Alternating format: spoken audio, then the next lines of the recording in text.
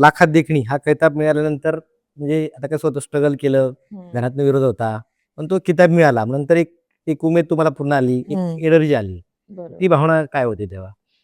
मला असं तेव्हा होतं ना, की आपल्या कष्टाचं फळ मिळालं हो, हो. असं होतं. बरोबर.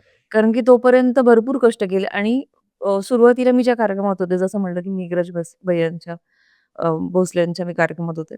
तर तेव्हा प्रत्येक कलाकाराची नावं पण सांगितली जायची नाहीत, हं, हं, हं, हं. की असं म्हणजे त्यांना मे बी असं वाटत होतं, की कलाकारांची नावं स्टेजवर घेतली तर हे वैयक्तिक मोठे हां, होतील. बरोबर. मग हे आपल्याकडे बिनधुकीचे कार्यक्रम करतील का काय? किंवा आपल्याला विचारणार नाहीत, भीती ह्यांना अशी कामं दुसरी मिळतील, ह्यांची बरोबर. एकदा ओळख झाली तर. तर त्याच्यामुळे पेपरच्या जाहिरातीमध्ये पण आमचे फोटो नसायचे. बरोबर आहे. हां. जयश्री गडकरांचे फोटो असायचे किंवा मधुबालाचा फोटो हां, मग एक असायचा. सिम्बॉलिक पहिलं हां, नाव जायचं असे की फोटो हां, असायचे. आमचे कधी फोटो देत नव्हते बरोबर. किंवा हां. नावं कधी सांगत नव्हते. पण मग तरीसुद्धा मी अ, त्यांच्याबरोबर नाही म्हटलं तरी 7 एक वर्ष काम केलं. एकाच प्रोडक्शनला मी 7 वर्ष होते. पण त्याच्यानंतर मग म्हणजे मला जरा असं होतं, की नाही आता थोडंसं बाहेर पडणं गरजेचं आहे. आपली बरोबर. आपली एक ओळख निर्माण करणं गरजेचं आहे. मग मी बाहेर पडले त्या कार्यक्रमातून आणि मग आम्ही पार्टनरशिपमध्ये एक कार्यक्रम चालू केला. विजय उल्पे म्हणून होते. ते हं, एका हं. कार्यक्रमात निवेदन करायचे. अच्छा. मग त्यांनी आम्ही मिळून एक कार्यक्रम चालू केला आणि तो खूप भन्नाट कार्यक्रम चालला आणि तिथून जी माझी ओळख झाली, एक हं. कवडसा चांदाचा पडला म्हणून एक लावणी. बरोबर. तर ती लावणी तेव्हा मी परफॉर्म केली. तेव्हा तो माझा बाज नव्हता. मी अशी खूप फास्ट म्हणजे मला पंजाब मेल म्हणायची. इतकी अच्छा. फास्ट यायची आणि जायची हां, स्टेजवरनं हां. आणि वन्स मोर कमीत कमी 8-8, 10-10 वेळात एक-एक गाणं वन्स मोर व्हायचं. तर तेव्हा थोडासा एक ठहराव आला तो माझ्या परफॉर्मन्समध्ये त्या गाण्यामुळे. बरोबर. तो कवडचा चांदाचा हं, पडला हं. म्हणजे ती माझी ओळख आहे आता. आणि खूप स्लो याच्यावरती हो, होती ती. शृंगारिक लावणी. शृंगारिक लावणी ती. प्रचंड छान, खूप हं. छान लावणी ती आणि मग मी ती लावणी करायला लागले. त्याच्यातून माझी खूप छान ओळख झाली. मग लोकांपर्यंत पोहोचता आलं, की अरे, दीप्ती अय्यर म्हटलं, की हां. कवडचा तांदाचा ती पडला. लावणी झालीच ती पाहिजे. लावणी झालीच पाहिजे. म्हणजे बरोबर आहे. 2003 मध्ये मी ती स्टार्ट केलेली लावणी. हं. ती आज सुद्धा मला शोमध्ये घ्यावी लागते. वाह, म्हणजे वाह! ती लावणी झाली नाही तर शो होत नाही नाही आमचा. ओळख त्याची निर्माण ओळख झाली. झालेली, की बरोबर आहे. लोकं म्हणतात नाही ते गाणं घेतलं पाहिजे. हं, हं. आणि त्या लावणी प्रोडक्शनमध्ये तेव्हा जेव्हा काम केलं तेव्हा नाव झालं. नाव झाल्यानंतर लोकांच्या नजरेत आली, की अच्छा ही दीप्ती अच्छा. आहे. आता हं. पूर्वी म्हणजे तिने का उंच, हां. मोठं कुंकू लावते, बरोबर. ती डान्सर. ठीक. नाव माहीत नसायचं. हं, ती हं. डान्सर असं असायचं. नंतर नावही पेपरला यायला लागली. नंतर नाव कुठले पेपरला नृत्य यायला लागलं. करते. मग लक्षवेधीमध्ये माझं नाव यायला लागलं, की अच्छा. सगळ्यांची नावं असायची हां, हां. बाकीच्या कलाकारांची. पण खाली यायचं लक्षवेधी दीप्ती नाही आहे. पण काय होतं त्या छोट्याशा ब्लॉकमध्ये ब्लॅक एंड व्हाईटमध्ये जी हो, जाहिरात हो, यायची, हो. त्याने एक आपल्याला अभिमानाने आपण खूप सांगायचो. अभिमान वाटायचा, की आणि ते घराघरापर्यंत पोहोचायचं ना. हां, हां. तेवढं एकच माध्यम होतं, बरोबर आहे. की हं. तुमचं नाव आणि पेपरला तुमचा कुठेतरी आलं चेहरा हां. किंवा त्या बाहेर बोर्डावरती लिहिलं जायचं. बरोबर, बरोबर. तेव्हा बोर्डावर लिहिलेलं असायचं. फोटो पेंटिंग केलेले हो, असायचे. हो. सांगलीमध्ये वगैरे तर माझा हं. प्रेक्षक वर्ग खूप प्रचंड बरोबर. आणि दर्दी प्रेक्षक आहे. सांगली, कोल्हापूरचा ना.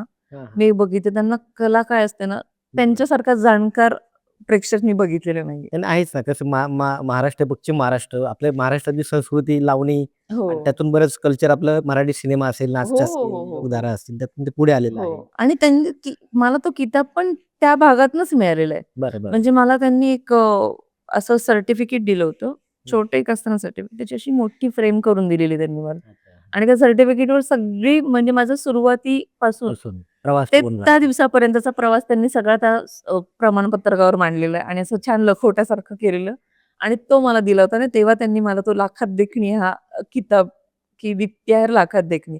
मग ओके. मी माझा स्वतःचा कार्यक्रम चालू केला तेव्हा माझ्या स्वतःच्या कार्यक्रमाला मी नाव दिलं होतं लाखात देखणी. आता तुमच्यासाठी आता लावणी किंवा नृत्य हं. फक्त हेच आहे का तुम्हाला त्यातून वेगळा आनंद मिळतो किंवा तुमचं काही समाजाशी देणं किंवा कलेविषयीचं प्रेम हं. याविषयी तुमच्या काय भावना आहेत त्याच्यावर?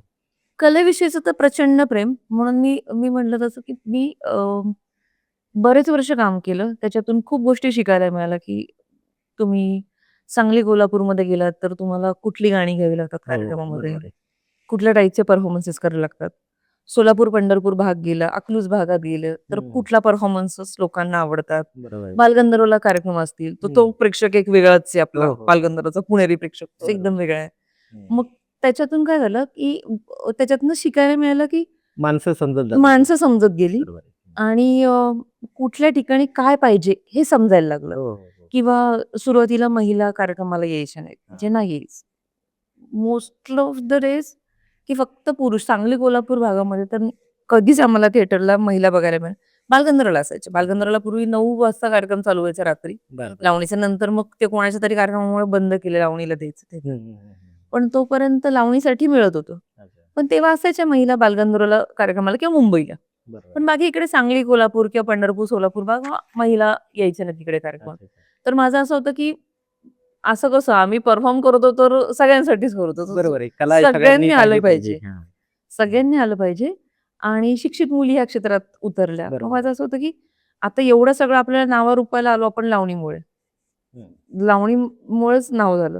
बरोबर. तर आता ही आपली जबाबदारी. हम्म, हम्म, हम्म. ही पार पाडायची आपल्याला. नक्की. म्हणून मी या क्षेत्रातून हलले नाही की नाही आणि आज पण मी माझं असं असतं की बाकीची सगळी जरी गाणी घेतली किंवा काय तरी लावणीवरचं प्रेम प्रेक्षकांकडनं पण कमी नाही झालं पाहिजे. हो, हो. याची मी जबाबदारी घेते.